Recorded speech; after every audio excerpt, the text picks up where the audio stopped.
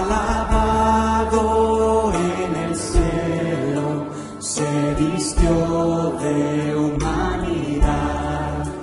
A este mundo de tinieblas, esa luz de vida entró. Mira a Cristo hecho hombre para darnos redención.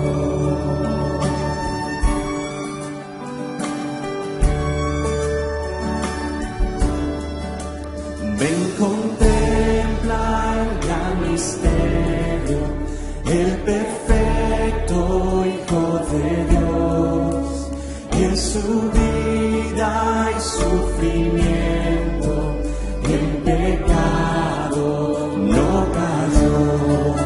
Mira, Dan, el verdadero Salvador del hombre infiel, Cristo el firme cumplimiento de la ley, la roca y sed.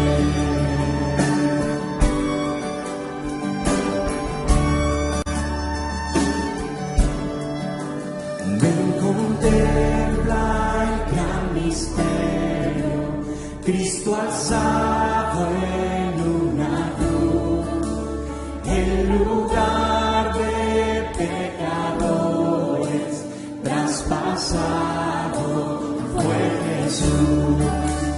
Mira el precio por salvarnos, mira el plan de redención, lleva a muchos a la gloria. Oh, cuán vasto, inmenso amor.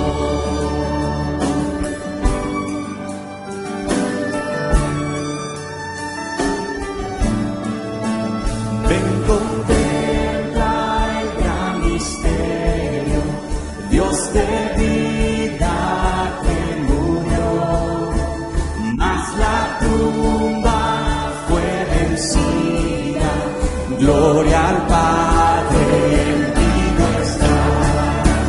Tu esperanza tan segura, vida eterna nos dará. El Señor resucitado, cuando venga a reinar. Tu esperanza tan segura, vida eterna nos dará.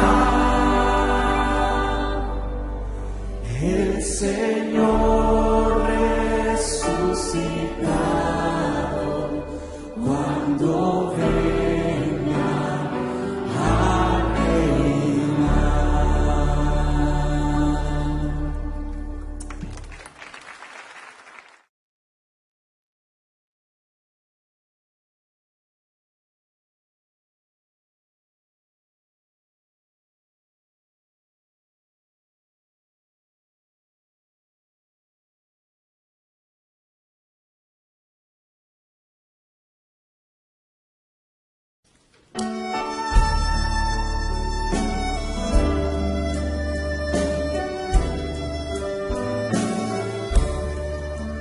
Ven, contempla el gran misterio, el amanecer del Rey, alabado en el cielo, se vistió de humanidad.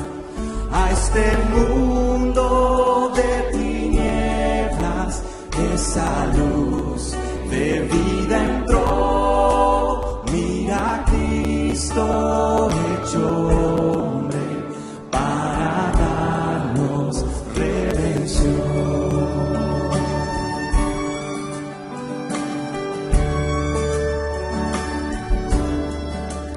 Ven, contempla el gran misterio, el perfecto Hijo de Dios, y en su vida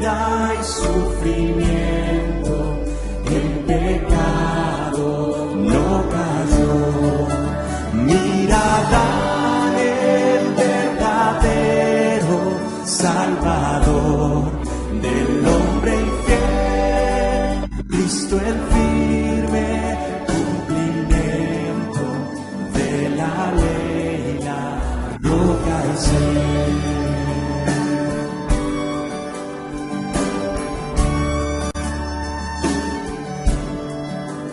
Ven, contempla el gran misterio, Cristo alzado en una cruz, en lugar de pecadores, traspasado fue Jesús.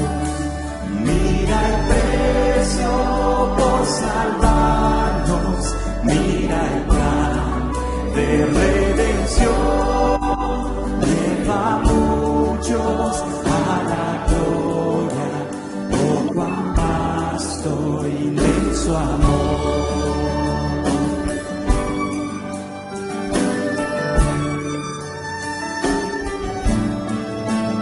Ven, contempla el gran misterio, Dios de vida que murió, mas la tumba fue vencida, gloria al Padre, el vivo está.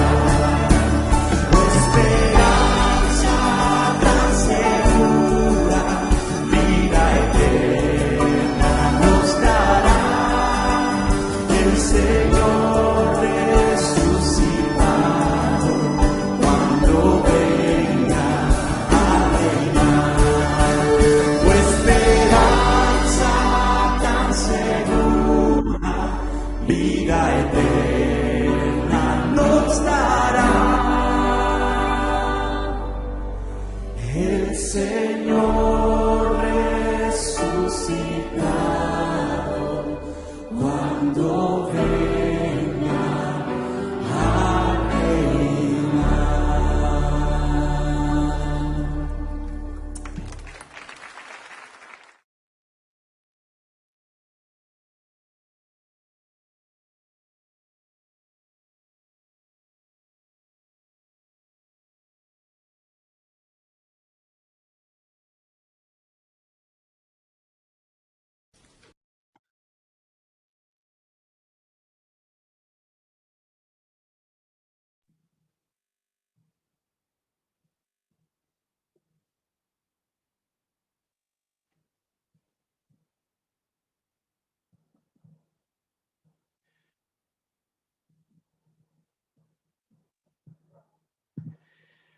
Buenos días, amados hermanos.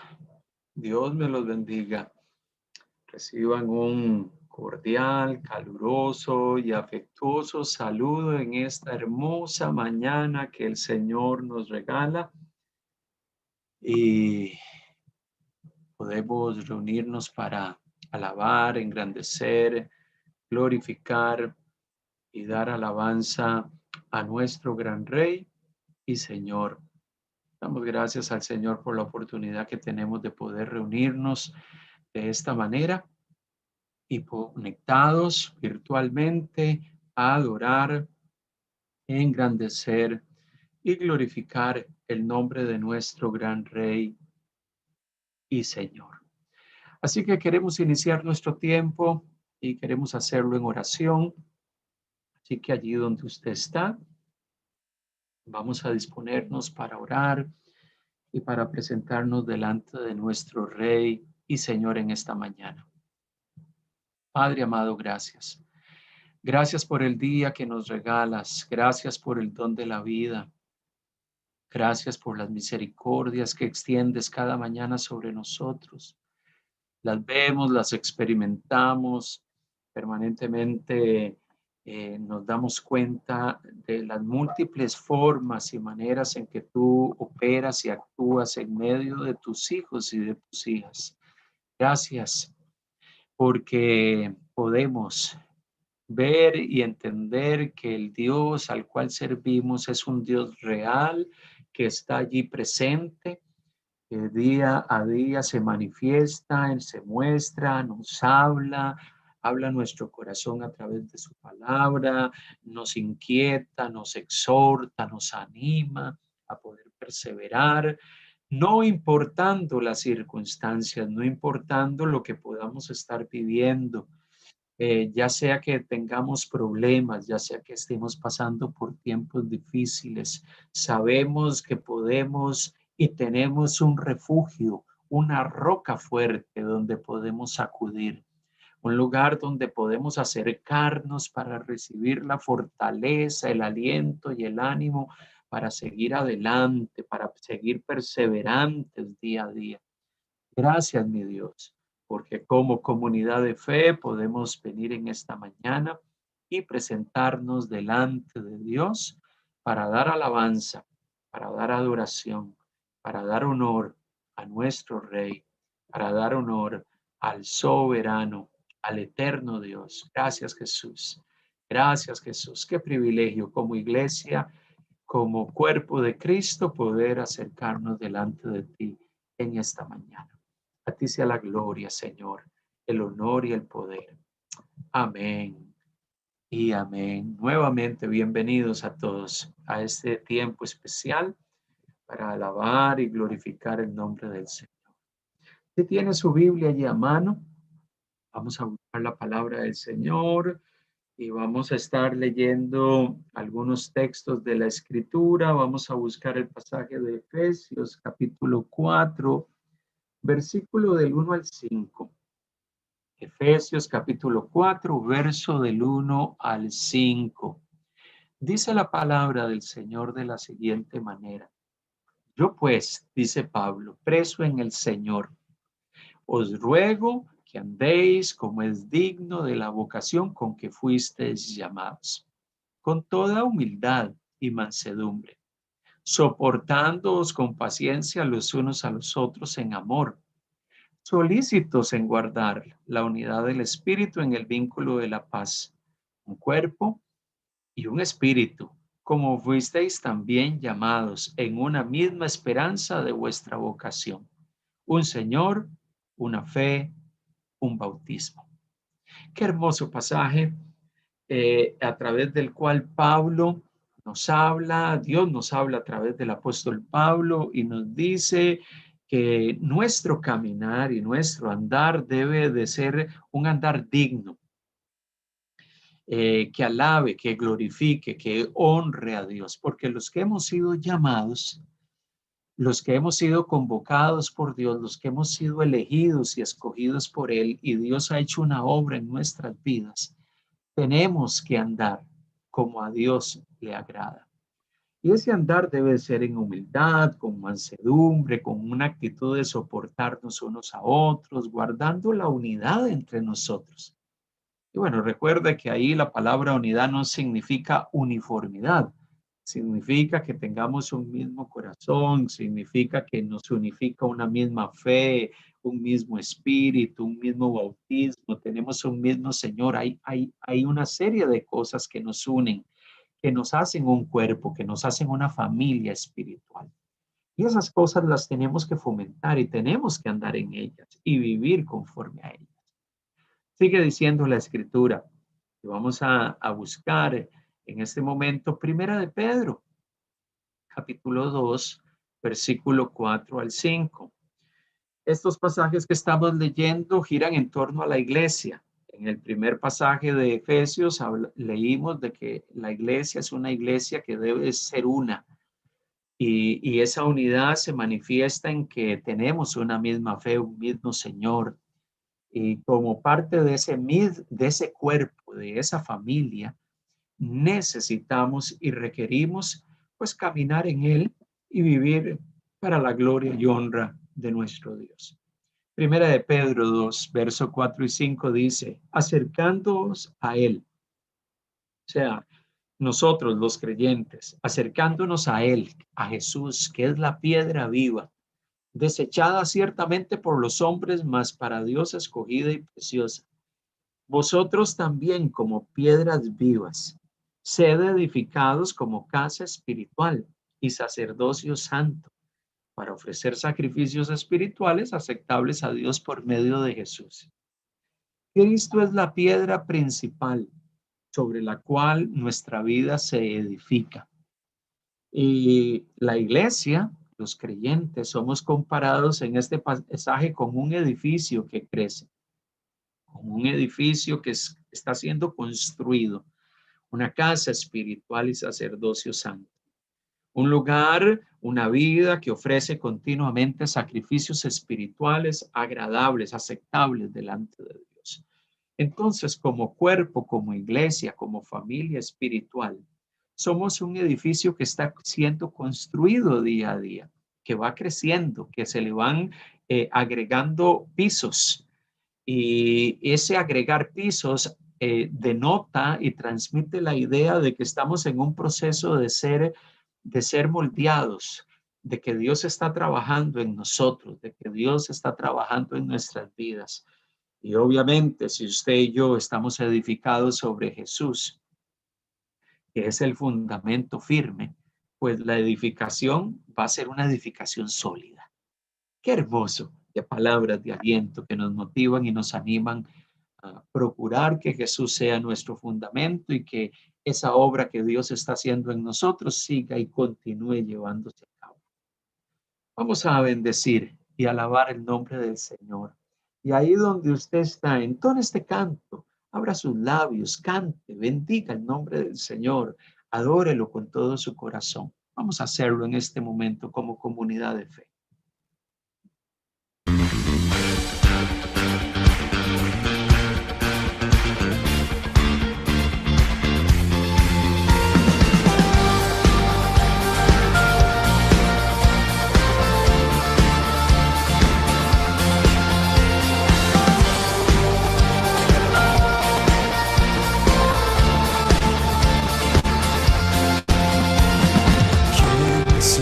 Señor, las estrellas creó y su luz limitó. ¿Quién sino el Señor? Sol y luna formó, movimiento les dio. ¿Quién sino el Señor? Hace la lluvia venir y truenos rugir. Tus obras grandes son. Dios poderoso, tú gobiernas la creación, con tu palabra, Señor, te exaltaremos. Dios poderoso, de ti canta la creación, llenas todo tu Señor.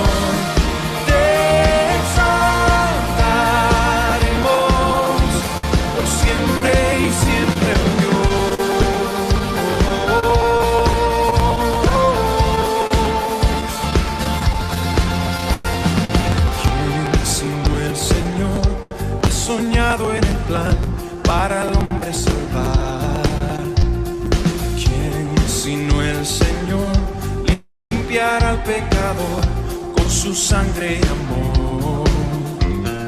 ¿Quién sino el Señor puede dar vida y salvar por una cruz? Tus planes grandes son, Dios poderoso. Gobiernas la creación, con tu palabra, Señor, te exaltaremos. Dios poderoso.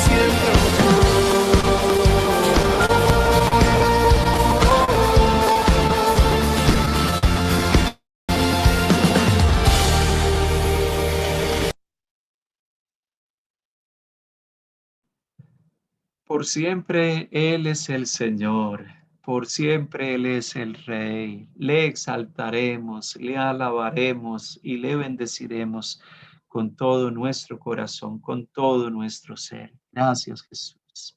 Gracias, Jesús. Bendito eres, Rey. Bendito eres, Señor. Seguimos leyendo el consejo de Dios, Efesios 2, verso 19 al 20, dice la palabra del Señor.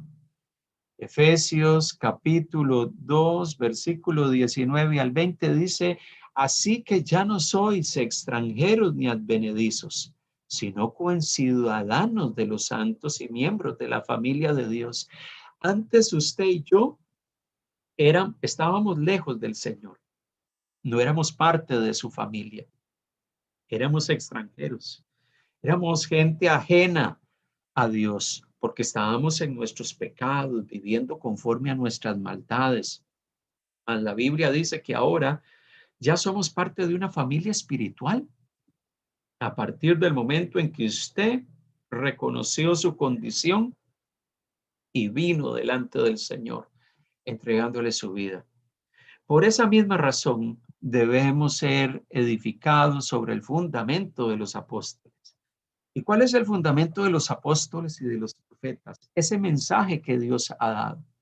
¿Cuál es el fundamento de los apóstoles y los profetas? Bueno, Cristo.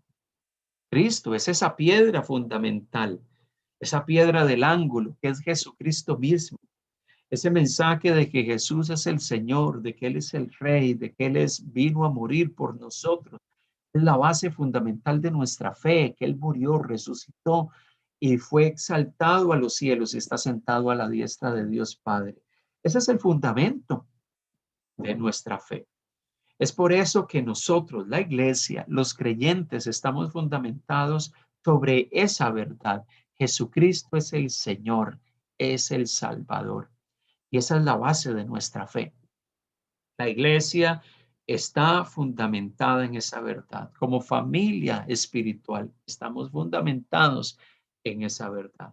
Y eso es vital que lo entendamos. Sigue diciendo la palabra. Sigue diciendo el Señor a través de su palabra. Hechos capítulo 13, verso al 1 al 3 nos habla del testimonio de la iglesia. De una iglesia en particular, la iglesia de Antioquía, y dice que en esa iglesia había en Antioquía profetas y maestros, Bernabé, Simón, el que se llamaba Níger, Lucio de Cirene, Manaén, el que se había criado junto con Herodes el tetrarca, y Saulo. Ministrando esto al Señor y ayunando, dijo el Espíritu Santo, apártenme a Bernabé y a Saulo para la obra a la cual los he llamado. Entonces, habiendo ayunado y orado, la iglesia les impusieron las manos a ellos y los despidieron para que fueran a hacer la obra misionera. Qué hermoso esto, porque esto nos pone un ejemplo vivo de una iglesia cuyo fundamento es Cristo, pero que es consciente de que Dios nos convoca y Dios nos llama a ir al mundo. Dios nos convoca y Dios nos llama a ir a las naciones, a tomar de nosotros y hacer la obra, de mirar hacia afuera y decir, hay gente que necesita escuchar. La iglesia de Antioquía es un vivo ejemplo de una congregación que entendió su llamado, que sabía, tenemos el fundamento que es Cristo. Somos una iglesia que ha sido llamada a vivir conforme a lo que Dios quiere, pero también somos llamados a proclamar la verdad y a testificar de ella. Esa iglesia es la iglesia que queremos ser, una iglesia que entiende cuál es su fundamento, pero una iglesia que sabe cuál es su llamado, una iglesia que conoce su identidad, pero que también sabe cuál es su misión. Y eso es algo de lo cual vamos a estar hablando en este día. Seguimos alabando al Señor y entonando cantos para bendecir al Señor. Hoy queremos decirle al Señor, tú eres el Cordero y el León. Tú eres el Cordero inmolado, pero también el León vencedor y triunfante. Hoy queremos entonar cantos y reconocer al Señor mientras le alabamos y le adoramos. Juntos.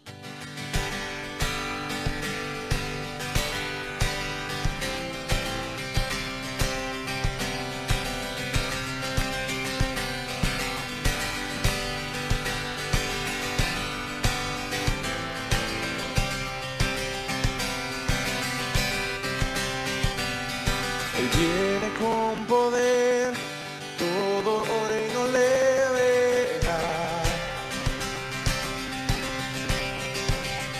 Cadenas romperá y todos le adoran. ¿Quién como el Señor, Dios fuerte?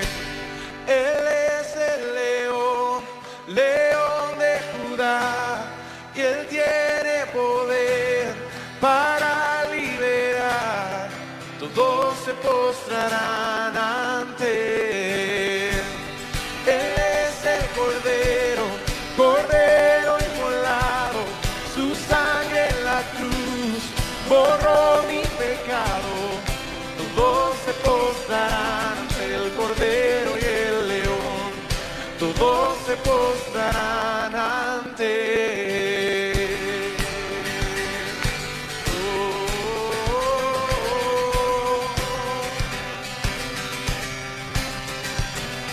Abrir las puertas ya, Rey de Reyes y Señor. El Dios de salvación vino a darnos libertad. ¿Y quién como el Señor, Dios fuerte? Él es el león, león de Judá. Él tiene poder para liberar. Todos se postrarán ante él. Él es el Cordero, Cordero inmolado, su sangre en la cruz borró mi pecado. Todos se postrarán ante el Cordero y el León. Todos se postrarán ante él. ¿Quién como el Señor, Dios fuerte? ¿Quién como el Señor, Dios fuerte? ¿Quién como el Señor, Dios fuerte? ¿Quién como el Señor? ¿Quién como el Señor, Dios fuerte? ¿Quién como el Señor, Dios fuerte? ¿Quién como el Señor, Dios fuerte? ¿Quién como el Señor?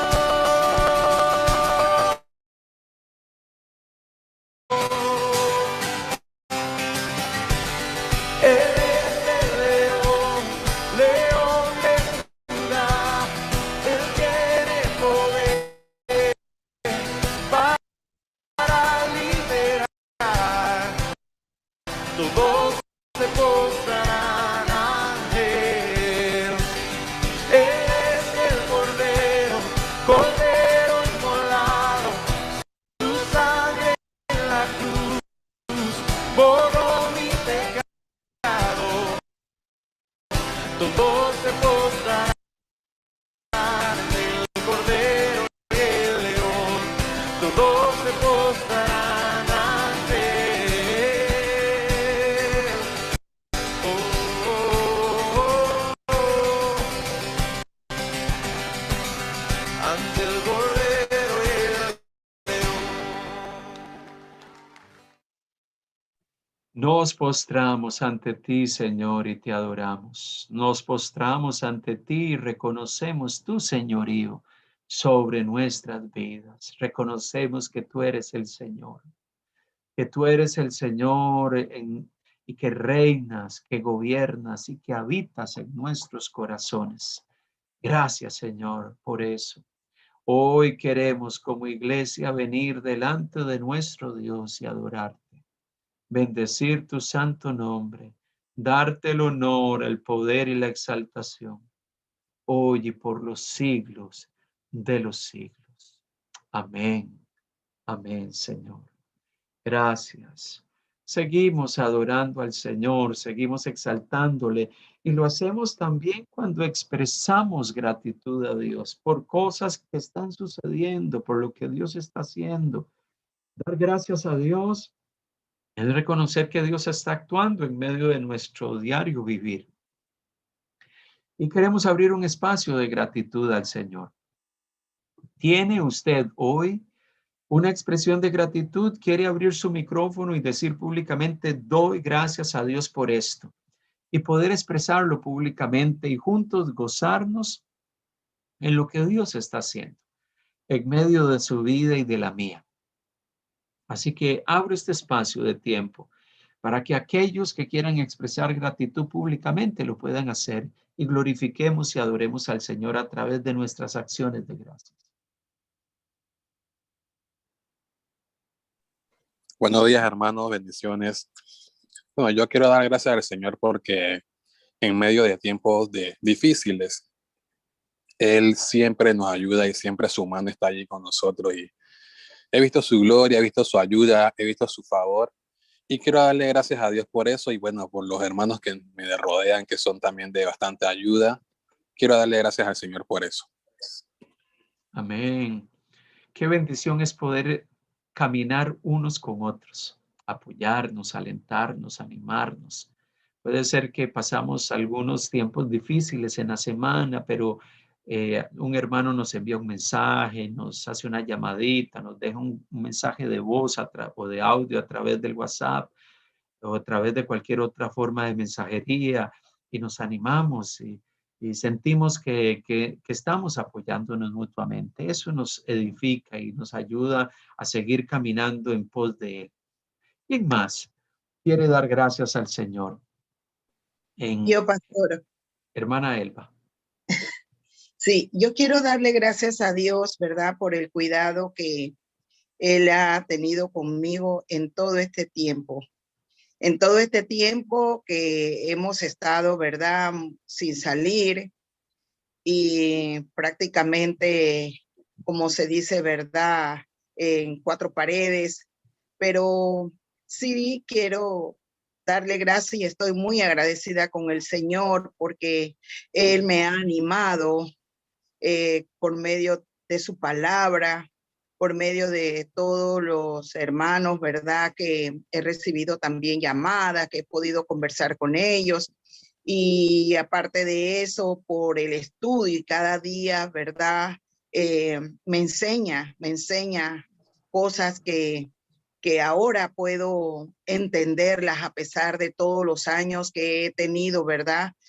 Conociendo del Señor, pero uno no termina de conocer todas las maravillas y la grandeza y las promesas y todas las cosas que el Señor tiene para con sus hijos.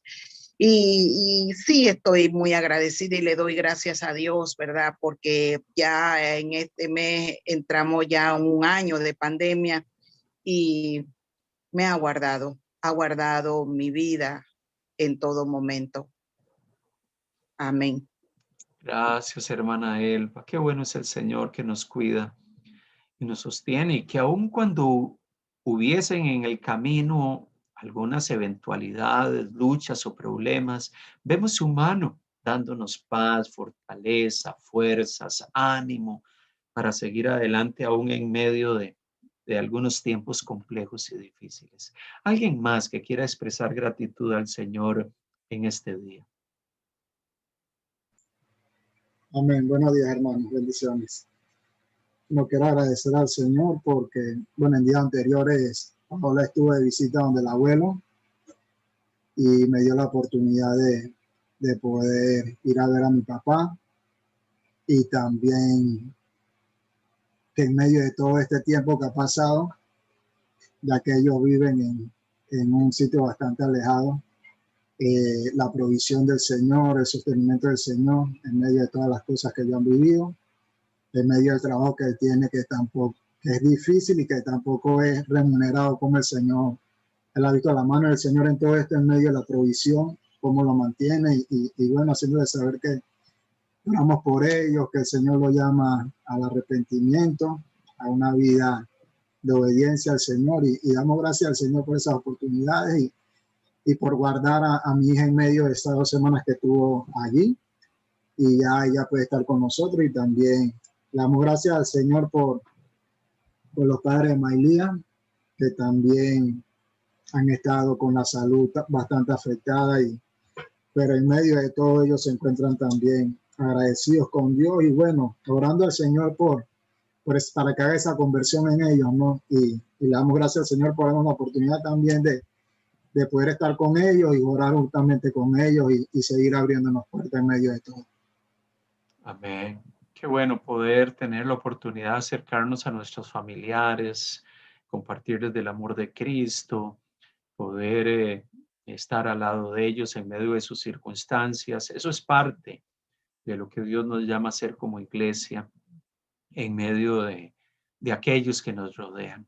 Damos gracias al Señor. ¿Alguien más que quisiera expresar gratitud al Señor en esta mañana?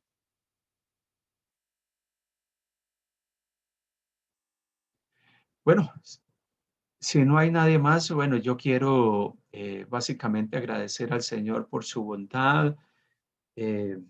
Este periodo prácticamente estamos cumpliendo un año de que se ha dado estas circunstancias de la pandemia, a inicios del mes de marzo, y podemos, pues, en medio de todo, reconocer que Dios ha estado trabajando y sigue trabajando con nosotros, a pesar de que estamos en un escenario tan distinto al que vivimos tiempo atrás. Dios nos ha sostenido y eso debe ser suficiente razón para que nosotros exaltemos y honremos su nombre, saber que Él es un Dios real en medio de esos tiempos de incertidumbre que podamos estar pasando. Así que agradezco al Señor por la forma en que Él habla continuamente a nuestro corazón para exhortarnos, alentarnos, animarnos a poder seguir y permanecer firmes en Él. Queremos dar gracias a Dios.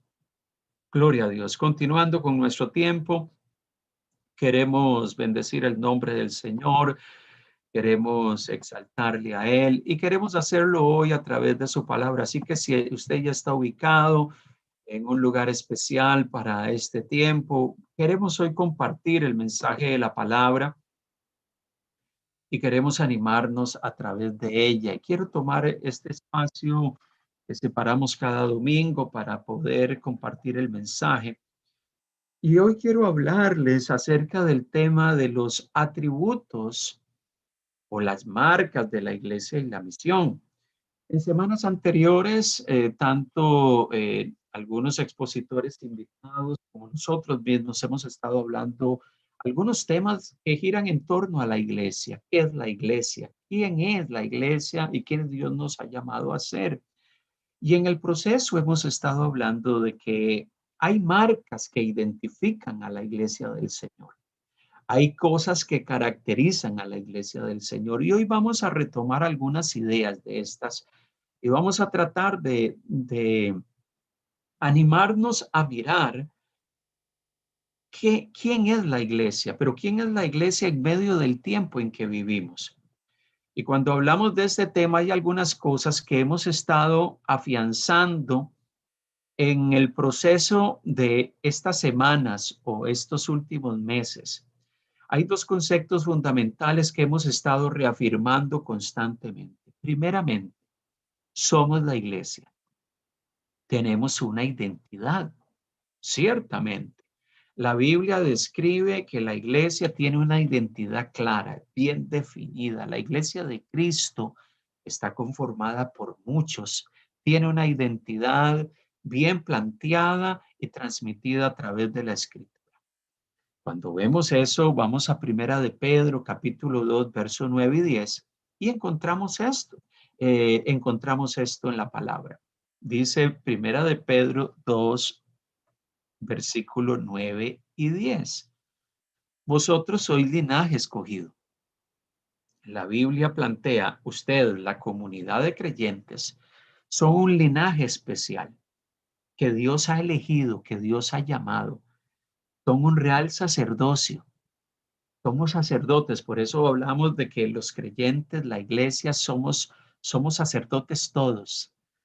O sea, por eso la iglesia cristiana ha hablado ya por siglos, después de la reforma protestante del siglo XVI, se enfatizó y se volvió a retomar la idea de que todos somos sacerdotes delante de Dios. Tenemos acceso a Dios. Ya no necesitamos mediadores humanos, líderes que medien delante de Dios por nosotros. Usted y yo tenemos acceso a Dios. Somos una nación santa, apartada para Dios. Un pueblo que Dios ha adquirido. Por eso Dios a usted y a mí nos llama su pueblo, sus hijos. Pero Dios nos describe de esa manera a la iglesia, a los creyentes y a su pueblo, porque ese pueblo no es solamente que Dios le da esos títulos para que nosotros nos jactemos y digamos, yo soy el pueblo del Señor, yo soy un real sacerdocio, yo soy un linaje especial delante de Dios. Dios nos ha elegido con un propósito. El hecho de que Dios haya determinado escogerte a ti y a mí para ser parte de su familia, para ser parte de ese pueblo especial, es por una razón. Anunciar las virtudes de aquel, las virtudes del Señor, para que de aquel que nos llamó de las tinieblas a su luz admirable. La iglesia tiene una razón de ser. Por eso estamos hablando de que la iglesia es una. La iglesia es definida en la palabra en estos términos como un pueblo especial al cual Dios eligió. Encontramos en el Antiguo Testamento Dios eligiendo a Israel como pueblo de Dios. En el Nuevo Testamento Dios eligiendo a la iglesia como pueblo de Dios. Y de ambos pueblos, dice Efesios 2, Él ha hecho uno. Y Dios nos convoca y nos ha llamado a ser ese pueblo único y especial para que anunciemos.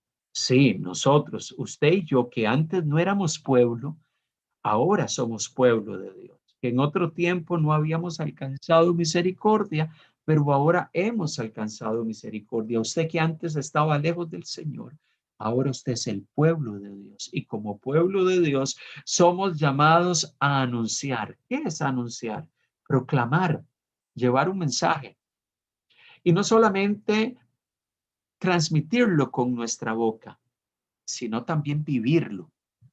Porque el evangelio que transmitimos no es algo que solamente anunciamos al mundo, pues le transmitimos a la gente. El evangelio se tiene que vivir, no solamente transmitir en palabras, tiene que vivirse, porque yo puedo decir algo de Dios, algo de Jesús, pero no estarlo viviendo.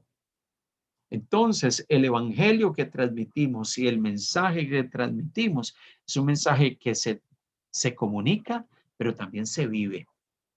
Y en ese mensaje está inmerso de que hay un Dios que puede sacarnos de nuestra condición de tinieblas, de oscuridad, y puede traer luz a nuestra vida. Qué hermoso eso.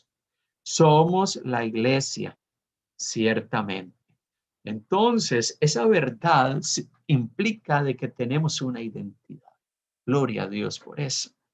Tenemos una identidad clara y bien definida por la palabra. Pero también tenemos una misión que llevar y eso también lo hemos afianzado durante estas semanas. O sea que tenemos un propósito integral, un propósito que llevar a cabo. Dios no nos tiene en este mundo por casualidad. Dios no nos tiene en esta tierra por casualidad. Dios nos tiene con un propósito de que seamos una iglesia misional. Una iglesia que transmite la verdad y vive la verdad.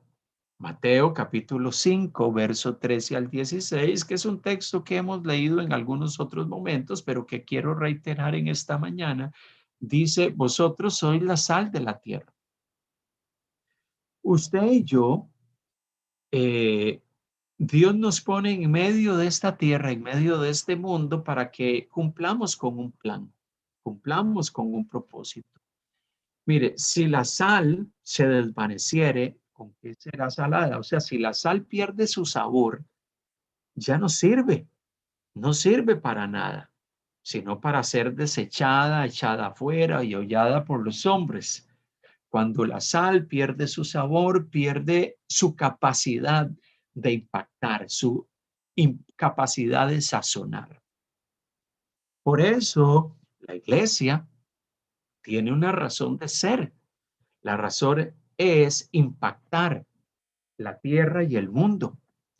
Y pone una segunda metáfora. La primera metáfora es ser sal, pero la segunda es somos luz en el mundo. Una ciudad sentada sobre un monte no se puede esconder, ni se enciende una luz y se pone debajo de un almud, debajo de una caja, sino sobre el candelero. Y esta alumbra a todos los que están en casa. Así alumbre vuestra luz delante de los hombres para que vean vuestras buenas obras, para que puedan ver vuestra vida transformada y glorifiquen a vuestro Padre que está en los cielos. La iglesia tiene una razón de ser. La iglesia no es una luz que se esconde, sino es una luz que se pone en un lugar visible para que irradie luz a todo lo que está a su alrededor. La iglesia tiene un propósito, la iglesia tiene una razón de ser una iglesia misional, una iglesia que tiene presencia, una iglesia que pone en evidencia que hay algo diferente en nosotros, que Dios ha traído transformación. Y por eso es que la misión que Dios nos ha dado no es tan solo llevar un mensaje al mundo, sino que es vivir en medio del mundo y en medio del mundo mostrar la vida nueva que Dios otorga. Por eso, usted y yo que tenemos una identidad nueva en Cristo, una identidad que Dios nos ha entregado y nos ha dado, somos llamados a mostrar lo que somos en medio de este mundo y en medio de esta sociedad. Qué impactante eso. Pero mire qué interesante. Hablando de este tema, quiero unir a estos dos conceptos. Somos una iglesia que tiene una identidad, pero somos una iglesia que tiene una misión. Hablarles un poquito de que nosotros necesitamos en nuestro tiempo, en nuestra era, en nuestro momento histórico, necesitamos ser la iglesia que tiene una identidad y que tiene una misión. Nosotros que vivimos en medio del siglo XXI con todas sus situaciones, sus luchas, sus presiones, sus problemas, sus dificultades, necesitamos ser una iglesia contextualizada. ¿Qué es una iglesia contextualizada y moderna? Bueno, una iglesia que vive en medio de los tiempos, en medio del momento histórico. Somos un organismo vivo y espiritual que vive en medio de este mundo, en medio de la sociedad y del tiempo y del país donde Dios nos ha puesto.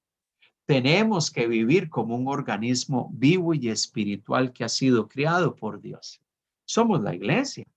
La iglesia no es un partido político, la iglesia no es una organización social, la iglesia no es una empresa, la iglesia es un organismo vivo y espiritual. Y como tal, tenemos que conducirnos en medio de nuestro tiempo, pero debemos de reconocer que la iglesia también tiene otra faceta. Somos una estructura social y humana. Y cuando digo humana, es que nosotros vivimos en medio de la gente de carne y de hueso, en medio de personas que tienen sus propias problemáticas.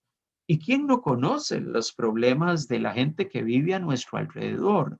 Y no estoy hablando de nuestros hermanos en la fe, en medio de la familia espiritual. Estoy hablando de que vemos las dificultades que enfrentan las personas. Hoy más que nunca, la gente que está a nuestro alrededor vive problemas y dilemas profundos. Gente que ha perdido trabajos, Personas que están pasando por tiempos difíciles, personas que están pasando por experiencias complejas y se une todo este tiempo de pandemia y obviamente eso genera una crisis comunitaria, una crisis en nuestro país, en nuestra comunidad, en nuestro vecindario y en medio de las circunstancias que experimenta la gente. O sea, nosotros, la iglesia, ese organismo espiritual, no somos ajenos a la realidad social y humana. No somos ajenos a eso. Experimentamos eso. Hay gente a nuestro alrededor que nos cuentan sus problemas, nos cuentan sus vicisitudes, sus angustias. Han perdido familiares por el COVID, han pasado tiempos difíciles o están pasando tiempos difíciles en medio de estas circunstancias. Y no somos ajenos a eso. Nosotros no podemos ser una iglesia que nos mantenemos al margen y decimos, a mí no me interesa lo que vives, a mí no me interesa lo que puedas estar experimentando. Ciertamente, como organismo vivo y espiritual, también estamos inmersos en medio de las realidades. Mire, la historia de la iglesia a lo largo de los siglos nos muestra que la iglesia ha tenido que vivir, ser la iglesia y vivir su propósito en medio de las realidades de su tiempo. Los cristianos de los primeros siglos, los cristianos a lo largo de la historia, vivieron sus propias realidades, fueron la iglesia, entendieron que ellos eran la iglesia, pero también entendieron de que ellos vivían en medio de un tiempo que tenía sus propias complejidades y dificultades. Es por eso que los cristianos tuvieron que definir qué era la iglesia. Un ejemplo, los primeros cristianos en los primeros siglos de la iglesia, pensando en los primeros 4 o 5 siglos de la iglesia, ellos tuvieron que hacerse la pregunta, ¿qué es la iglesia? ¿Y cómo responde la iglesia a las circunstancias del mundo?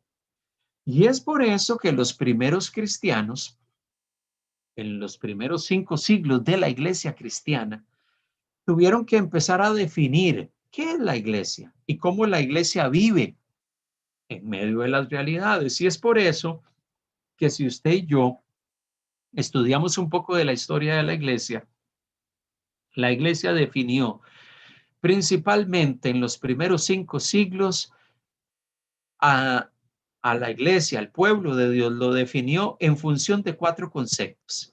La iglesia es una, hablando de unidad.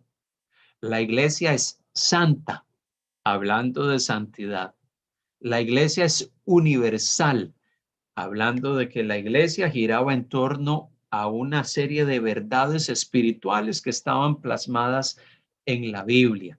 Los primeros cristianos de los primeros 3 siglos usaron el concepto universalidad, el concepto católico. Ese concepto en los primeros 2 o 3 siglos de la iglesia tenía la idea, no es la idea que se usa hoy. Hoy el concepto católico está vinculado a una organización religiosa, pero en los 2 primeros siglos hablar de un cristiano, somos cristianos universales o católicos, era hablar de que somos cristianos que nos regimos por ciertas verdades fundamentales que están en la Biblia. Que después ese concepto se desvirtuó y se usó de forma diferente por parte de la iglesia después del siglo IV y V, fue así.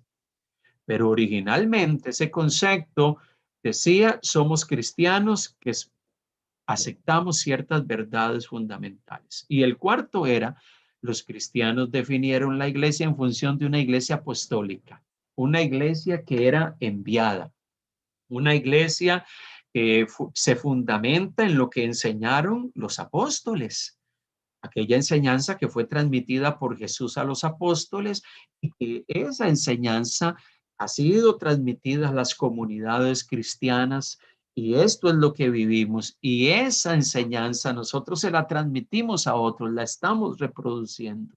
Jesús es el Señor, Él es el Señor, Él es el Salvador, Él murió, Él resucitó, Él fue exaltado. Esas verdades hicieron que la iglesia saliese hacia el mundo y empezase a testificar de Cristo.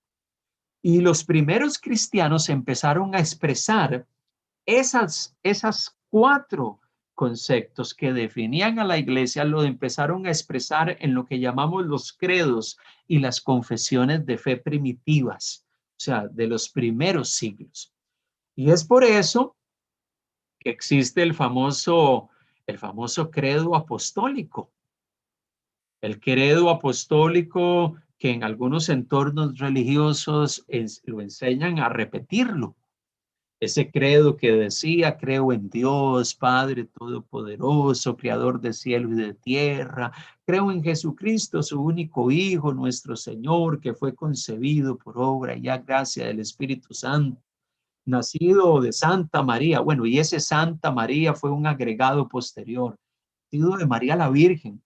Padeció bajo el poder de Poncio Pilato, fue crucificado y murió, y fue sepultado, descendió a los infiernos, al tercer día resucitó de entre los muertos. Ese descendió a los infiernos es que descendió a la sepultura, murió, pero resucitó al tercer día de entre los muertos, subió a los cielos y está sentado a la derecha de Dios, Padre Todopoderoso, y desde allí va a venir a juzgar a vivos y a muertos. Creo en el Espíritu Santo, la Santa Iglesia Católica, hablando de la Iglesia Universal, la Iglesia fundamentada sobre las verdades fundamentales de la Biblia. Ahí se usa el concepto católico en ese sentido, una Iglesia universal.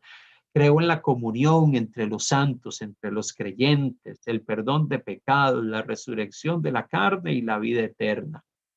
Un credo muy parecido al que se estableció muchos años después en el famoso credo de Nicea en el año 325, que en una parte allí en amarillo dice: creo en la iglesia, que es una santa, universal, católica y apostólica.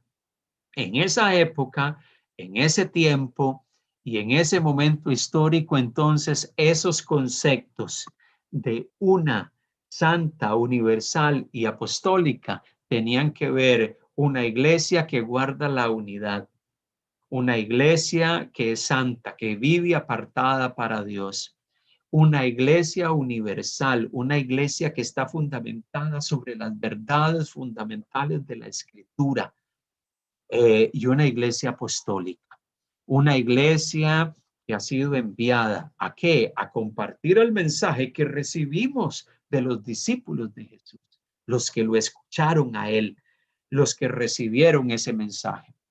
Algunos podríamos decir: pastor, pero después de cierto momento muchas de esos 4 conceptos, una, santa, universal y apostólica, se desvirtuaron y fueron interpretados de una forma errónea. Sí, ciertamente fue así. Después del siglo IV y V sucedió eso, y esos conceptos fueron desvirtuados dentro del entorno de la iglesia de esa época. Y durante la Edad Media esos conceptos fueron manejados de una manera inapropiada en aquel momento. Pero los primeros cristianos trataron de explicar qué era la iglesia en función de esos credos y de esas confesiones. Pero llegó un momento en la historia, 15 siglos después de Cristo, que la iglesia, los reformadores, muchos de ellos que surgieron de la iglesia de su tiempo, Lutero, Calvino, Zwinglio, Melanchthon, todos ellos reformadores de la iglesia en el siglo XVI, empezaron a hablar y empezaron a decir: bueno, todos esos conceptos la iglesia en la Edad Media los desvirtuó. Y ellos empezaron a reafirmar una serie de conceptos y agregaron algunas otras ideas y tratando de ampliar la definición de iglesia. Y los reformadores empezaron a decir: no, y la iglesia, además de todo esto, entendido de que la iglesia es una, santa, universal y apostólica, y de explicar de forma correcta esos conceptos, ellos añadieron, a partir de Lutero, Calvino y todos ellos añadieron: la iglesia verdadera es la iglesia que proclama la sana verdad.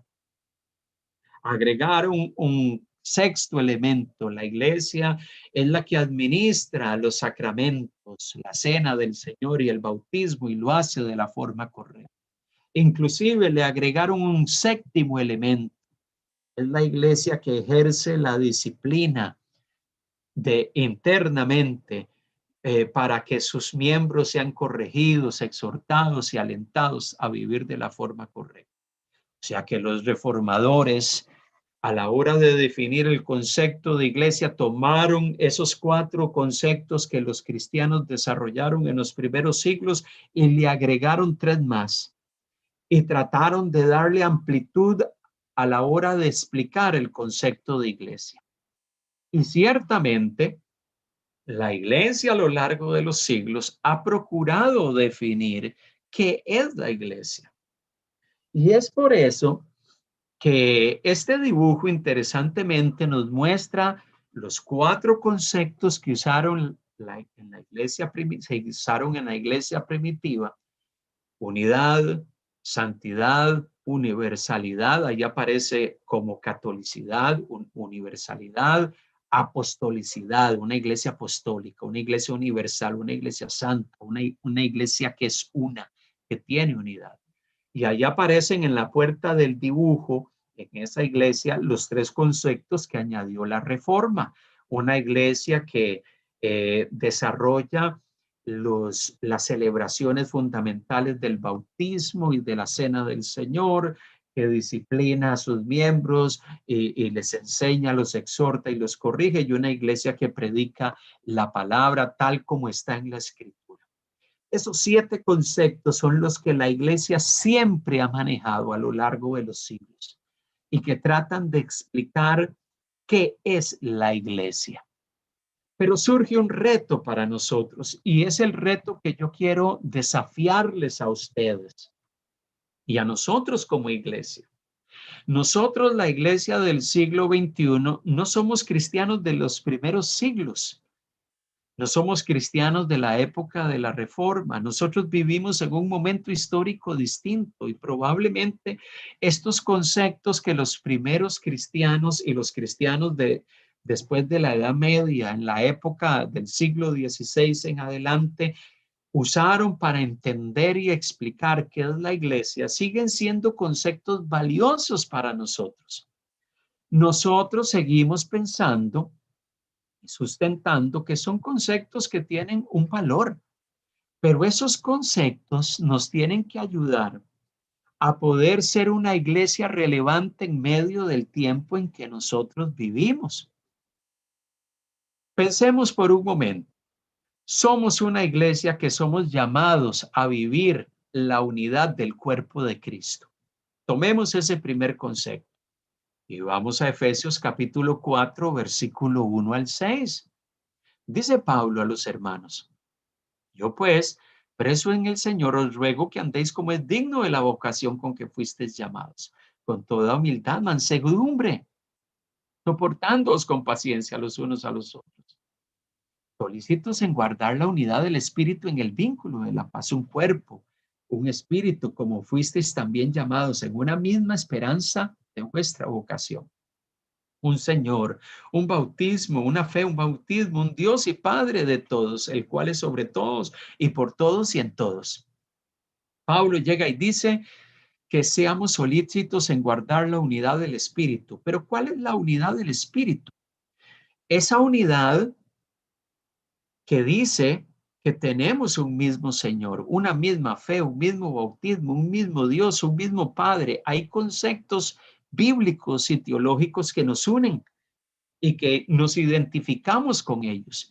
Pero esos conceptos nos permiten vivir en unidad, amándonos, soportándonos a pesar de que somos diferentes, amándonos y soportándonos a pesar de que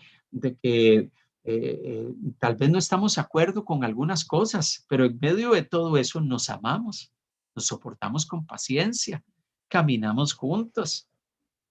La unidad del cuerpo de Cristo es algo trascendental.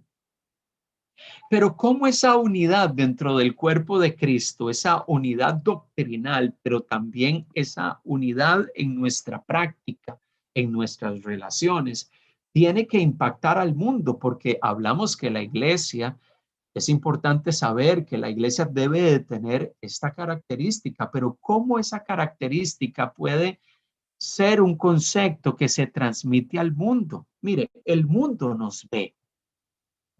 El mundo nos ve. El mundo que está ahí afuera ve a la iglesia y quiere ver en la práctica, cómo nosotros manifestamos esa unidad. La gente que está ahí afuera no quiere ver que hablamos de unidad, quiere ver que la practicamos. ¿Y cómo ellos van a darse cuenta que realmente vivimos en unidad? Cuando caminamos uno con el otro, cuando caminamos juntos, cuando vivimos la espiritualidad y la fe en unidad. Y que a pesar de que hay cosas que nos hacen diferentes en algunos sentidos, podemos amarnos. Podemos expresar el amor los unos hacia los otros. Y sabe que eso testifica al mundo. El mundo que está ahí afuera, que no conoce a Cristo, cuando nos ve, que somos gente que tenemos amor entre nosotros, pero que también ese amor lo podemos transmitir a los que están fuera. El mundo y la sociedad va a decir la vida que ellos viven como familia espiritual. No solo la viven entre ellos la manifiestan y la ponen en evidencia hacia afuera. Y esa vivencia de unidad se extiende al mundo. Mire, en un mundo donde hay tanta desunión, donde cada uno vive la vida como quiere, cuando nosotros como iglesia ponemos de manifiesto la unidad entre nosotros, la cordialidad, el amor fraterno que nos une, que nos hace caminar juntos, el mundo llega y dice, yo quiero tener eso. Yo quiero aprender a vivir en unidad con mi prójimo y con la gente que está a mi alrededor. ¿Cómo? ¿Qué necesito para vivir esa experiencia de unidad? Que la unidad que nosotros tenemos internamente es algo que puede ser de tremendo testimonio. Jesús lo dijo en Juan capítulo 17 cuando oraba por sus discípulos. Cuando oraba por sus discípulos, ese hermoso pasaje, no lo tengo aquí anotado en la pantalla, pero lo leo para ustedes. Juan capítulo 17, versículo 20 más. Juan 17, 20, el Evangelio dice, mas no ruego solamente por estos, sino también por los que han de creer en mí por la palabra de ellos. Hay gente que va a creer por la palabra tuya y la palabra mía. Hay gente que va a creer para que todos sean uno, dice el versículo 21, como tú, oh Padre, en mí y yo en ti, para que también ellos sean uno en nosotros, para que el mundo crea que tú me enviaste. ¿Cuándo el mundo va a creer? Cuando vea que nosotros estamos en unidad con Dios, pero que también estamos en unidad entre nosotros, porque el mundo nos observa, porque el mundo nos ve. La sociedad allá afuera ve cómo nos conducimos. Imagínense si la sociedad ve que nosotros lo que vivimos es una experiencia de disputas, de pleitos, de enojos, de que vivimos señalándonos, criticándonos, cuestionándonos.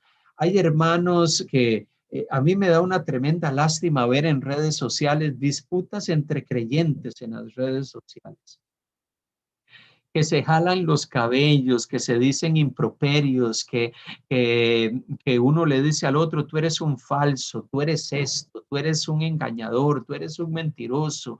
Y digo, ¿qué hace el mundo cuando ve en redes sociales todo esto? Una disputa permanente. Probablemente llega y dice, mire, esto parece un cuadrilátero donde estamos en disputas y todos nos atribuimos, no, es que nosotros tenemos la sana doctrina y yo estoy defendiendo la sana doctrina, pero el mundo nos ve como una pelea de perros y de gatos, en medio ahí de que nos decimos falso, mentiroso, engañador, falso profeta, falso maestro, y ciertamente tenemos que defender la verdad, ciertamente tenemos que transmitir la verdad de una forma adecuada, pero hay maneras de hacerlo. Pero muchas veces reflejamos a través de nuestra vida diaria, en medio de nuestra cotidianidad, de que no sabemos manejar nuestras diferencias muchas veces. La iglesia tiene que ser un lugar donde se fomenta la unidad. Ciertamente es algo que nos tiene que caracterizar. Pero esa unidad entre nosotros se va a poner en evidencia. El mundo nos ve cómo nos comportamos, cómo caminamos, inclusive cómo nos manejamos con aquellos hermanos que tal vez no estamos de acuerdo con algunos puntos en cuanto a la enseñanza de la Biblia. Pero en medio de eso tenemos que aprender a conducirnos unos con otros, porque somos parte de una misma familia espiritual, aún en medio de nuestras diferencias. Segundo concepto que la iglesia ha desarrollado a lo largo de los siglos y que nos tienen que hacer reflexionar hoy sobre lo que es la iglesia y lo que Dios nos ha llamado a hacer. La iglesia es una iglesia santa. Mire lo que dice Primera de Pedro, capítulo 2, versos 4 y 5. Primera de Pedro, capítulo 2, versos 4 y 5. Dice, acercándoos a él, piedra viva, desechada ciertamente por los hombres, mas para Dios escogida y preciosa.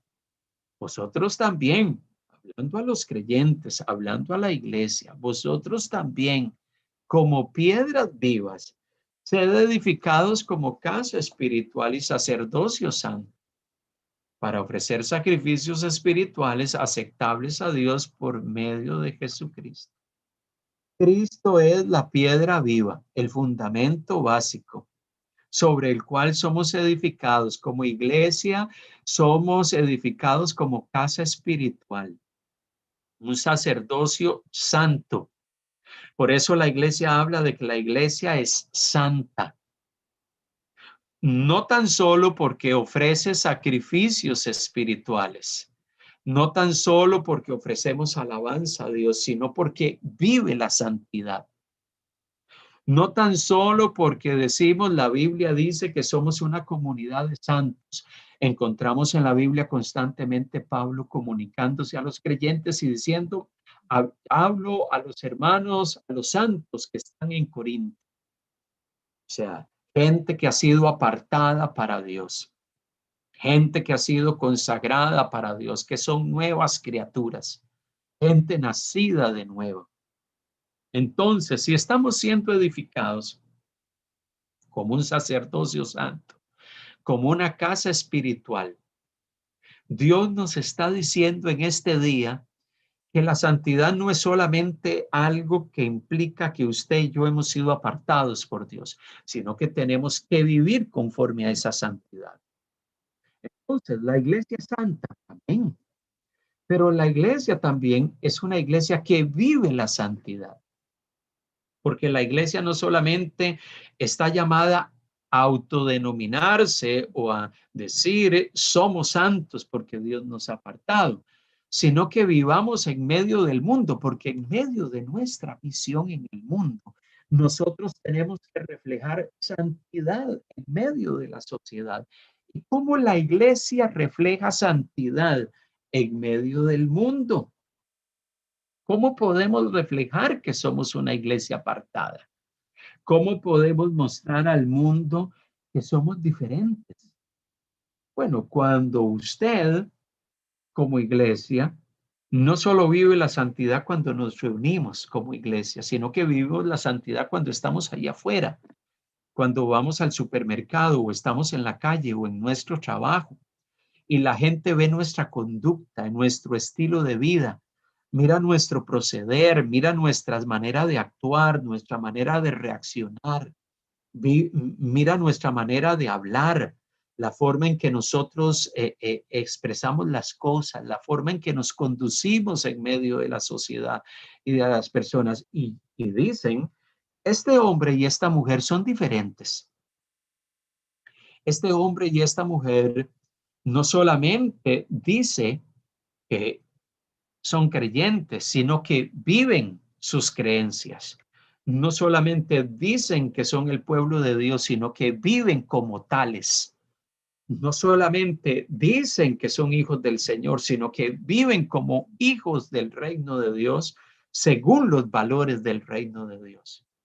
Entonces, el mundo necesita ver a creyentes que no solamente expresan o dicen ser algo, sino que viven conforme a eso. Por eso para nosotros la iglesia no es solamente definir qué somos, es entender cuál es nuestro propósito. Y la santidad tiene como propósito de que vivamos en medio de un mundo de una manera santa y irreprensible, que la gente vea en nosotros reflejada la vida de Cristo. ¿Y cómo la gente ve reflejada la vida de Cristo en ti? ¿Cómo la gente ve reflejada la vida del Salvador, del Redentor? ¿Cómo la ve reflejada? ¿Cómo la ve reflejada en nuestras acciones, en nuestras palabras, en nuestra conducta, en nuestro estilo de vida, en la manera en que nos conducimos? Por eso, amado hermano, cuando pensamos en aquellas características de la iglesia, aquello que define a la iglesia, somos una unidad. ¿Cómo vivimos la unidad en el mundo? Somos una iglesia santa, pero ¿cómo vivimos la santidad en el mundo? Somos una iglesia universal. Ahí el cuadro dice catolicidad, pero ahí se está usando, recuerda, el concepto catolicidad en el concepto que usaban los cristianos primitivos, el concepto universal. Somos una iglesia universal. ¿Qué implica eso? Efesios 2, versos 19 y 20. Así que ya no somos extranjeros ni advenedizos, sino conciudadanos de los santos y miembros de la familia de Dios. O sea, somos parte de una familia espiritual, edificados sobre el fundamento de los apóstoles y de los profetas, siendo la principal piedra del ángulo Jesucristo mismo, en quien todo el edificio bien coordinado va creciendo para ser un templo santo en el Señor. Mire, si usa nuevamente, somos un templo siendo edificados para ser un templo santo en el Señor. Santidad, de lo que hablamos en el punto 2. Pero cuando hablamos del tercer punto, universalidad, estamos hablando de que somos una iglesia universal. ¿Qué significa una iglesia universal? ¿Y cómo podemos retomar eso para nosotros hoy que vivimos en el siglo XXI?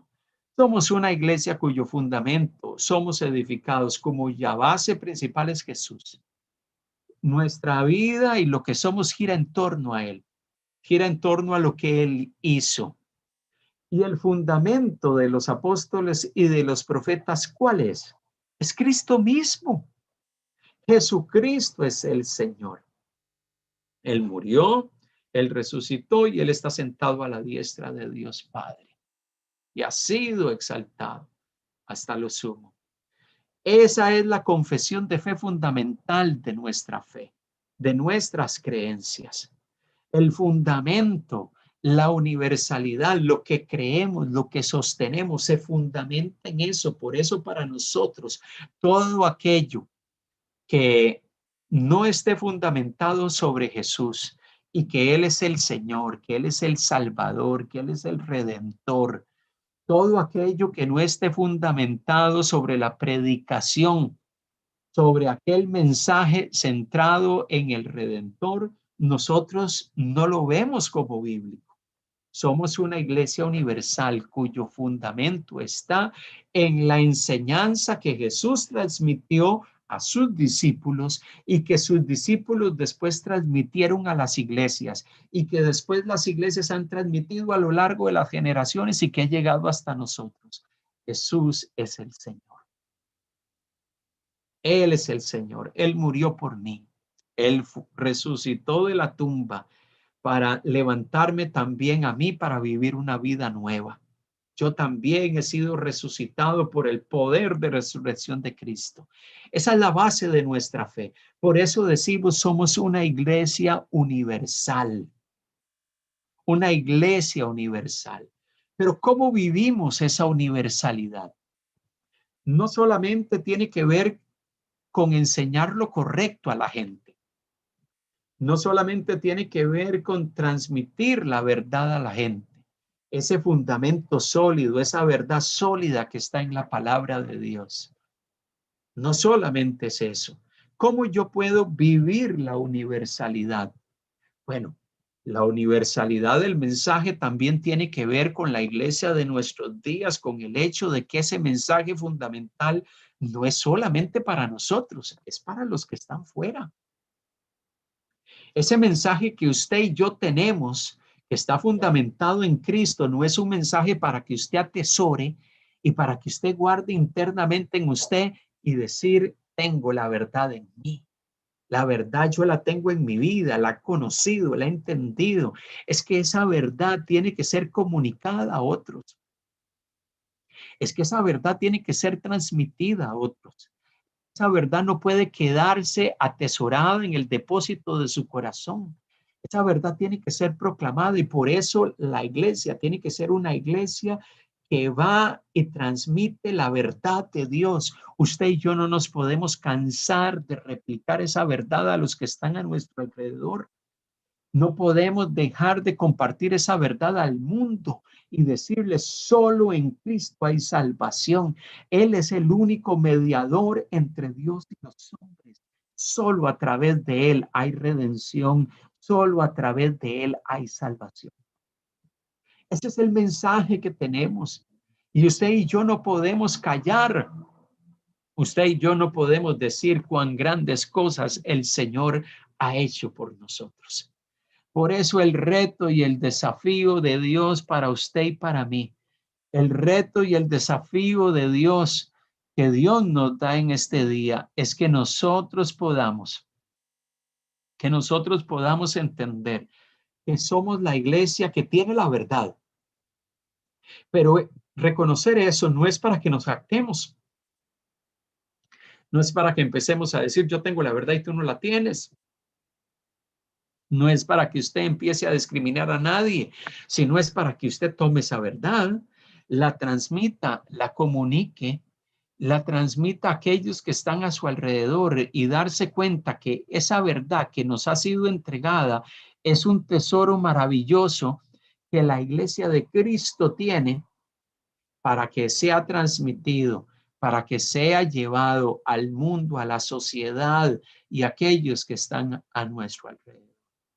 Somos la iglesia que posee, la iglesia universal que posee esa verdad, ese fundamento de los apóstoles y de los profetas, que dice que la base de todo es Cristo Jesús. El fundamento de todo es Cristo Jesús.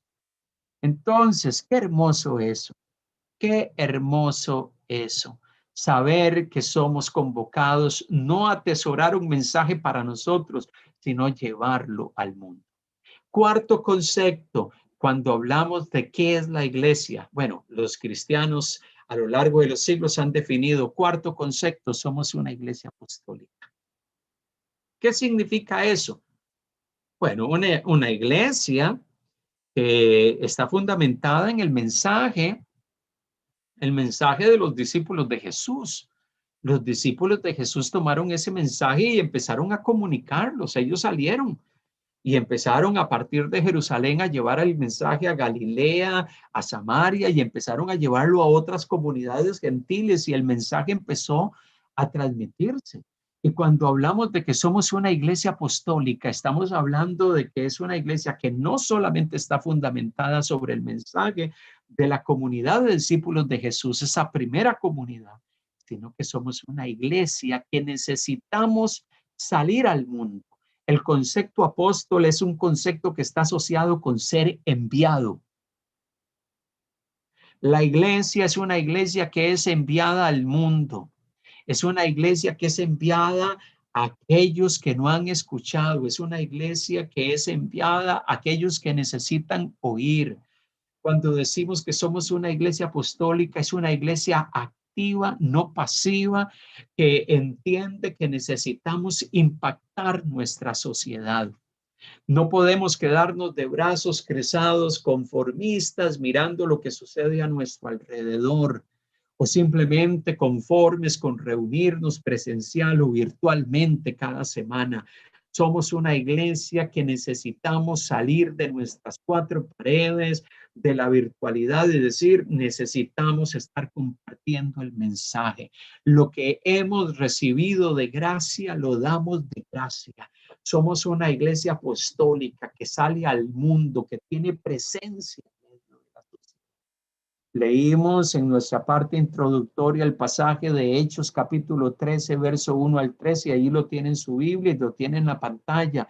La iglesia de Antioquía fue una iglesia modelo, una iglesia que entendió que el Espíritu de Dios los estaba guiando, los estaba impulsando, los estaba animando a tomar de en medio de ellos a personas que habían recibido de parte de Dios, habían sido equipados, hermanos que servían en la iglesia, porque Bernabé y Saulo enseñaban en la iglesia, servían en la iglesia, pero Dios los convocó y los llamó para ir y llevar el mensaje. Qué hermoso es cuando en medio de nosotros, porque ciertamente ha ocurrido y ocurre en medio de nosotros como comunidad de fe, el Centro Cristiano de Panamá, Dios ha convocado gente que nos ha retado y nos ha desafiado a ir a comunidades como Utibé a compartir el mensaje. Hemos aceptado el desafío de que personas de en medio de nosotros salgan para ir a otros lugares del mundo a compartir el mensaje, y estamos unidos y orando y apoyando de diversas maneras para que ese mensaje se expanda en otros lugares del mundo. Cuando la iglesia es apostólica, es una iglesia que acepta el desafío y los retos del mundo moderno y de la gente que no ha escuchado el mensaje, y dice, nosotros vamos a ser parte de lo que Dios está haciendo. Una iglesia que no se queda encerrada en sí misma, una iglesia que no ve solamente cómo nos edificamos nosotros, sino que empieza a pensar cómo impactamos la gente, cómo podemos tener y cautivar el corazón de las personas, cómo podemos impactar la vida de aquellos que no han escuchado de Jesús, cómo podemos tener un impacto significativo en sus vidas y en sus corazones. Qué tremendo eso, una iglesia apostólica, una iglesia que ve el mundo y dice, este es nuestro campo de misión. Y que entonces no solamente se concibe, se entiende o se mira como una iglesia que está, que entiende quién es, sino también una iglesia que trasciende y va más allá de saber quién es y entiende su propósito y su misión. Somos una iglesia ciertamente que es una iglesia santa, una iglesia universal, una iglesia apostólica. Pero necesitamos actualizar esas verdades y decir qué implicaciones ese tiene conmigo. ¿Qué implicaciones tiene esas 4 verdades con la iglesia de nuestros días? ¿Cómo podemos ser relevantes? Y por eso yo quiero desafiarle, como parte del Centro Cristiano de Panamá, de esta comunidad de fe, ¿cómo podríamos desde el lugar donde Dios nos ha puesto, en nuestro vecindario, en nuestro entorno, en nuestro trabajo, ser la iglesia relevante que tiene un impacto sobre la vida de aquellos que no han conocido y han experimentado la gracia redentora del Señor? Es que usted puede ser un tremendo instrumento en las manos de Dios. Usted lo que necesita entender es que Dios ha puesto de su espíritu en mí y Dios va a poner su gracia, su entendimiento. En estos días alguien me decía, pastor, quiero ver cómo puedo impactar a la gente que está a mi alrededor en el trabajo. Estoy buscando maneras, y estábamos hablando de maneras de cómo poder tener un impacto en medio de esas personas con las cuales este hermano interactúa diariamente en su trabajo. Eso es ser iglesia. Eso es ser alguien que no solamente sabe qué es la iglesia, sino que procura vivir la vida de iglesia donde Dios lo ha puesto. Eso es lo que queremos hacer. ¿Por qué no nos vislumbramos en estos tiempos de pandemia buscando maneras creativas para impactar a nuestros vecinos, a nuestros amigos? Cuando usted empieza a buscar esas formas, empezamos a movernos, empezamos a ser proactivos, empezamos a a movernos y ser la iglesia en medio de la sociedad y los tiempos en que vivimos, Dios va a respaldar esa iniciativa. Dios va a moverse en medio de todo eso y vamos a ser la iglesia diligente, esforzada, que se acerca a la gente, que impacta a la gente con su mensaje, con su estilo de vida, pero que también trabajamos en medio de la sociedad. Mire, amado hermano, usted no necesita mi autorización como pastor para compartir el evangelio con sus vecinos. Usted no necesita llamarme y decirme, pastor, yo quiero que usted me autorice para yo poder compartir el evangelio con mi vecino. Usted no necesita mi permiso. Yo agradezco y es una bendición saber que hay hermanos que lo están haciendo, que están haciéndolo diligentemente, en que inclusive algunos están discipulando a personas que no necesariamente se están reuniendo o se reunieron presencialmente con nosotros, pero que hoy, en medio de algún tipo de virtualidad y de conexión, los están discipulando.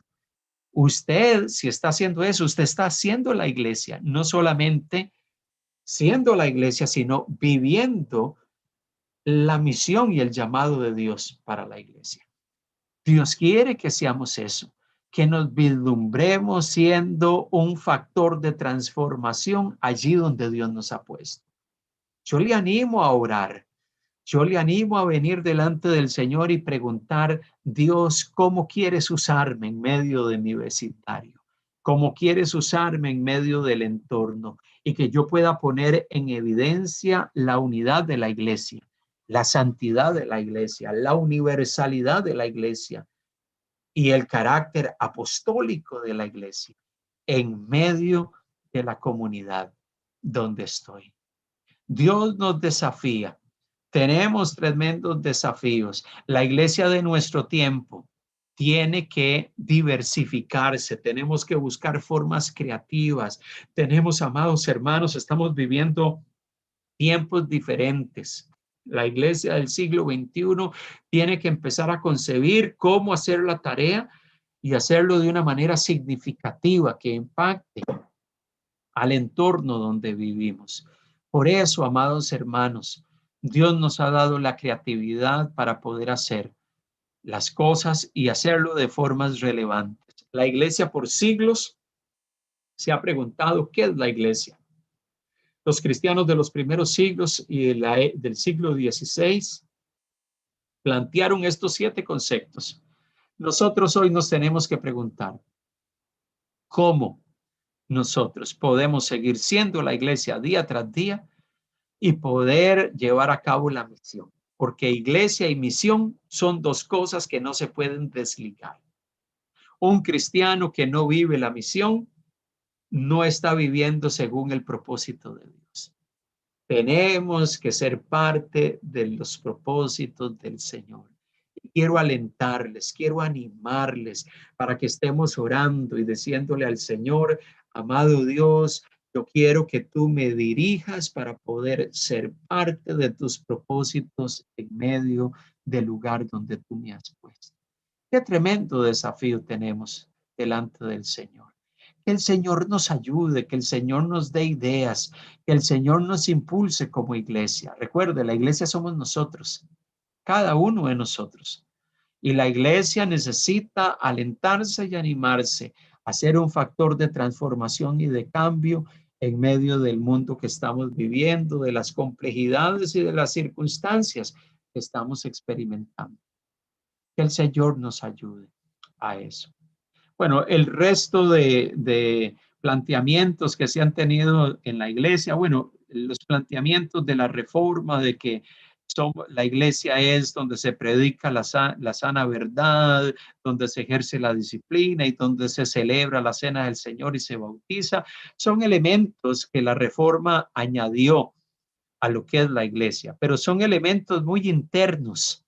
Esos elementos que los reformadores añadieron eran elementos que tenían que ver con la vida interna de la iglesia y que no tenían que ver mucho con la expresión externa de la iglesia.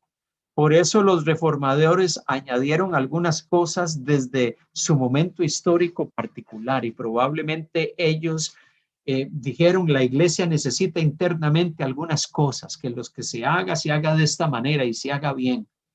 Pero ellos no añadieron, qué interesante, conceptos como misión. El concepto, interesantemente, de misión, los reformadores no lo añadieron. Una iglesia que lleva a cabo la misión, la iglesia del Señor es una iglesia que está en misión. Ellos pensaron hacia adentro, pero no pensaron hacia afuera. Y en la práctica fue así. La reforma y el movimiento de la reforma generó un fuerte movimiento interno de consolidación de la iglesia doctrinalmente hacia adentro, pero muy pobre hacia afuera. E interesantemente, ese es uno de los tantos cuestionamientos hacia muchos de los movimientos reformados, que los movimientos reformados ponen un fuerte énfasis en muchas cosas hacia adentro y no tanto hacia afuera.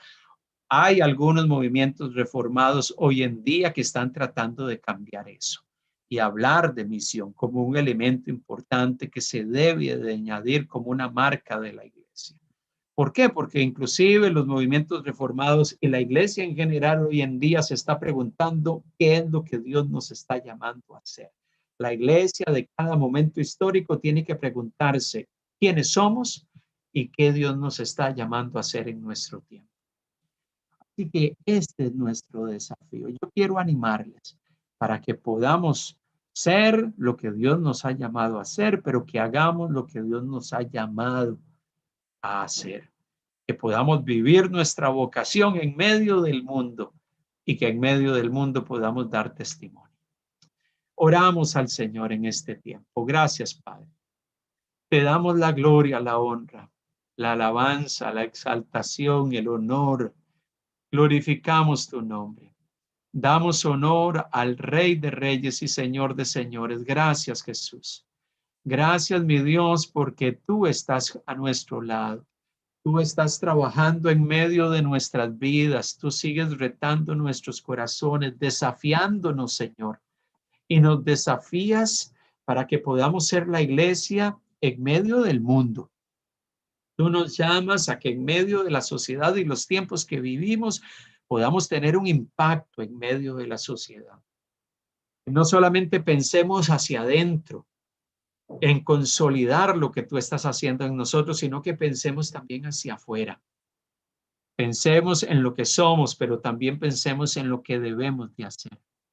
Impúlsanos hacia afuera, ábrenos puertas allí en medio de nuestra cotidianidad para que podamos tener oportunidades de compartir el mensaje y demostrar a Cristo en medio de nuestra dinámica diaria. Que podamos reflejar a Cristo en nuestro hablar, en nuestra conducta, en nuestro estilo de vida, en nuestra manera de manejarnos con nuestro esposo y esposa, en la manera que nos comportamos con nuestros hijos, en la forma en que vivimos en el trabajo y nos comportamos en el trabajo. Que podamos manifestar a Cristo cuando estamos en la tienda, cuando estamos en el supermercado, cuando estamos en diversos lugares, que Cristo sea manifestado en medio de nosotros. Padre amado, ayúdanos a hacer esa iglesia una, esa iglesia santa, esa iglesia universal, esa iglesia enviada que va al mundo y que mostramos y reflejamos a Cristo con lo que somos y con lo que hacemos. Padre, reta nuestro corazón, desafía nuestro corazón con la gente que está a nuestro alrededor para poder compartir y animarnos a seguir testificando de ti en medio de estos tiempos complejos y difíciles. Toda la gloria, el poder, la exaltación, el honor, la alabanza sea nuestro Dios. Te alabamos y te exaltamos, Rey amado. Te bendecimos en este día. En el nombre de Jesús. Amén y amén. Damos gracias a nuestro Dios. Damos alabanzas al Señor. Le bendecimos a Él en este día. Le exaltamos con todo nuestro ser. Amén. Gloria al Señor. Gloria al Señor. Entonamos este canto y alabamos al Señor. Usted y yo somos portadores de la gloria del Señor. para transmitirla al mundo. Cantemos a nuestro Rey.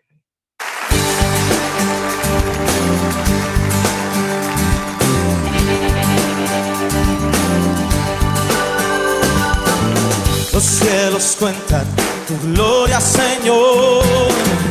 El firmamento anuncia tus obras. De día y noche es oída su voz, proclamando tu grandeza.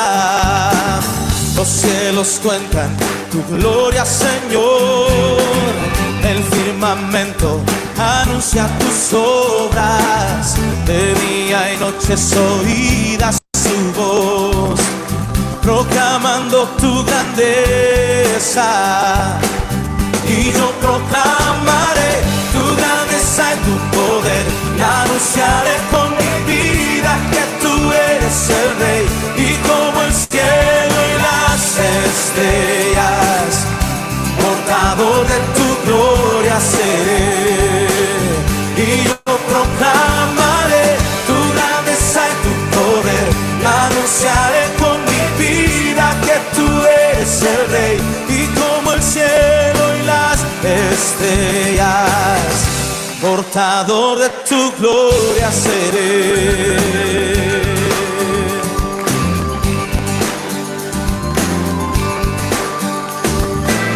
Los cielos cuentan tu gloria, Señor. El firmamento anuncia tus obras. De día y noche es oída su voz, proclamando tu grandeza. Los cielos cuentan tu gloria, Señor. El firmamento anuncia tus obras. De día y noche es oída su voz, proclamando tu grandeza. Y yo proclamaré tu grandeza y tu poder, y anunciaré con mi vida que tú eres el Rey. Y como el cielo y las estrellas, portador de tu gloria seré. Y yo proclamaré tu grandeza y tu poder, y anunciaré con mi vida que tú eres el Rey. Y como el cielo y las estrellas, portador de tu gloria seré. Y si tu poder y tu deidad son visibles en tu creación, quiero que sean visibles en mi vida, Señor.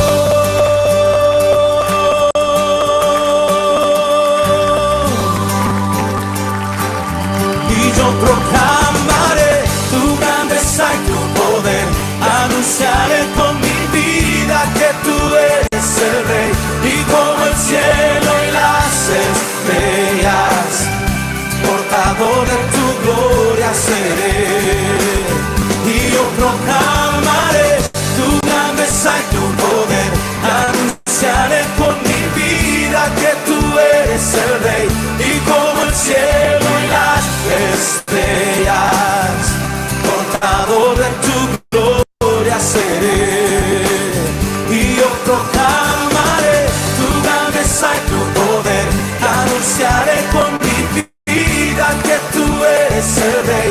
Y como el cielo y las estrellas, portador de tu gloria seré. Sí, Señor.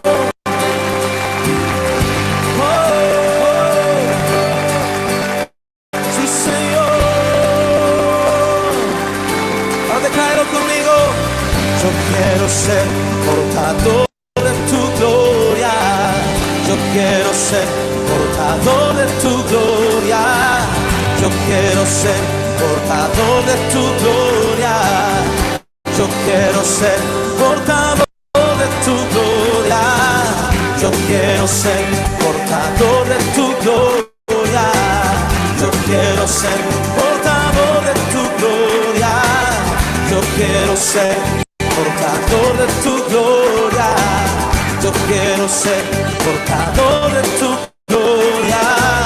Yo quiero ser portador de tu gloria. Yo quiero ser portador de tu gloria. Yo quiero ser portador de tu gloria.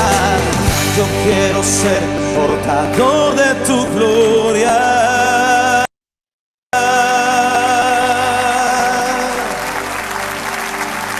Sí, Señor.